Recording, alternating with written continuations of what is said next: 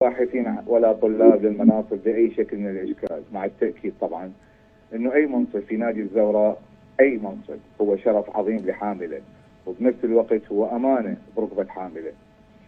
جينا ندعم النادي بالعلاقات وبالاستثمارات، ونجيب كل محب للنادي اللي تربطنا بهم علاقة طيبة.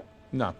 أنا والمجموعة اللي تعمل ويانا كنا من محبين وعشاق النادي الأبيض، هذا النادي العريق اللي تاريخه حافل بالإنجازات والبطولات، وصاحب الجمهور الراقي العريق اللي ما تخلى عنه لحظة في أصعب الظروف. يا أخي هذا الزوراء ترى تاريخه أقدم من دول. نادي خرج عمالقة من كرة القدم العراقية، من فلاح حسن الله يحفظه، والراحل الغالي أحمد راضي الله يرحمه، وعلي كاظم الله يرحمه، والقائمة طويلة وعامرة بالنجوم. نعم. أنا والإخوان بالهيئة نحترم جميع الأطراف بغض النظر عن أي خلاف، ولست ضد إدارة أحد، وأحترم القانون وقرارات اللجنة الأولمبية، وكلنا ثقة أن الأمور يجب أن تحسم قريبا. نعم. فإذا أنت شنو سؤالك كان على أنه إدارة فلاح حسن، أنا أحترم تاريخ كابتن فلاح حسن لاعبا وإداريا، وهو غالي علي، وأشكره على كل السنوات اللي عمل بها بأصعب الأجواء. وإن شاء الله يعني همنا الرجال هو يبقى أسطورة مهما كان الخلاف، هو أسطورتنا، احنا ما عندنا خلاف شخصي وياه، موضوع إداري، وإحنا يعني صرنا طرف، وبالنهاية هو كله يعني نتعب كلنا في سبيل مصلحة الزوراء ونجاح مسيرة الزوراء. طيب أستاذ أحمد، يعني هل فتحتم الحوار المباشر بين حضرتك والكابتن فلاح، يمكن لتذليل العقبات ولتفضيل المصلحة الشخصية إن وجدت على المصلحة العامة؟ لأنه حضرتك يعني حسب ما فهمت وحسب ما أمتلك من معلومات أنت رجل أعمال ناجح، رجل داعم، رجل محب، تريد أن تفعل شيء لنادي الزوراء الذي يعني عانى خلال السنوات الماضية من شح الأموال والابتعاد عن منصات التتويج، ولو كريم رزاق ما يقبل، بس يعني بعيد عن التتويج.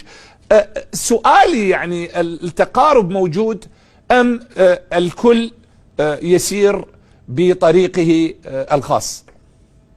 يعني أنا بالنهاية أنا أكيد ما أفكر لا كرسي رئاسة بقدر ما تفكيري أنا والزملاء في تهيئة النادي والفريق للموسم الجديد بأفضل حال. نعم.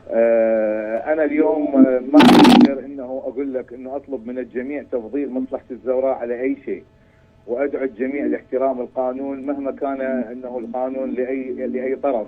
نعم. وأحترم قرارات اللجنة الأولمبية ومركز التسوية مهما كانت.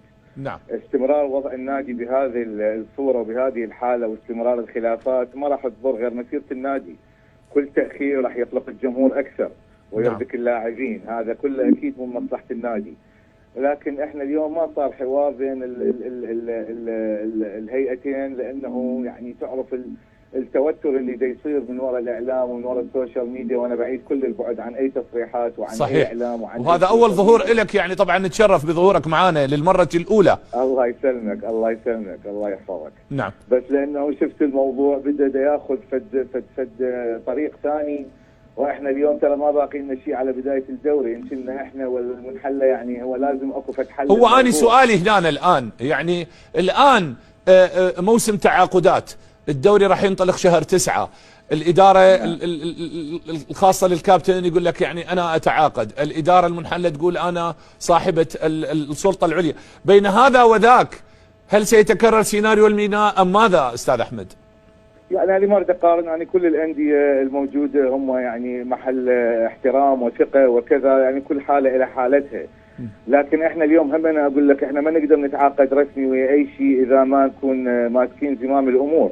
يعني ما نريد نربك اللاعبين وما نريد نحرج أحد، فإحنا اليوم الكرة في ملعب القانون، والقانون أكيد راح يكون منصف لأي طرف مهما كان. فننتظر القانون، وإن شاء الله يستعجل القانون بالبث بالموضوع، حتى بالنهاية هي الجمهور ما يهمه فلان ولا فلان، يريد إدارة تنجح وتريد إدارة إنه ترجعه يفرح ويرجع لبيته سعيد بنتائج نادي الزوراء مثل الأجيال القبل، ما يظل يشوف تاريخ أخذ الدوري هلقد سنة وهلقد سنة هلقد سنة، يريد يشوف دوري ويريد يشوف كاس ويريد يشوف مشاركات عربية وآسيوية، يعني يريد يفرح الجمهور. يعني كافيه من احنا هم نقول الله كريم والله كريم، لازم اليوم ننجز. فان شاء الله يعني تكون الفرصه لنا، ويا اخي شوفوا خيرنا من شرنا، احنا بعدنا ما مسكنا الموضوع، خلينا نمسكه يعني، وان شاء الله لكل حادث حديث. طيب سؤالي، يعني سمعنا انه الهيئة المؤقتة تعاقدت مع مدرب ارجنتيني لغرض قيادة النادي، يعني ما صحة هذا الموضوع؟ نشر طبعا ايضا في وسائل الاعلام استاذ احمد. انا حاليا استاذ محمد ما نقدر نتعاقد ويا اي شيء اذا ما قلت لك نمسك زمام الامور. كل احترامي للكابتن عصام حمد وابن النادي والى كل الدعم في حاله استمراره. لا يوجد لحد الان اي تعاقد رسمي مع اي مدرب او لاعب، يعني احنا مجرد اجتماعاتنا لتهيئه الامور في حاله استلام اداره النادي. فيعني همنا مو كل القصص احنا نقدر نحكيها على الاعلام، ويعني عندنا فد مخطط وفد هدف، احنا ما نضل همنا نوقف الكل كلمه انقالت بالسوشيال ميديا ولا بالاعلام ونقدر نعلق عليها. احنا قدامنا هدف، كل واحد ماسكه من جهه، وان شاء الله نمشي بهالموضوع، والله ربك هو المسهل.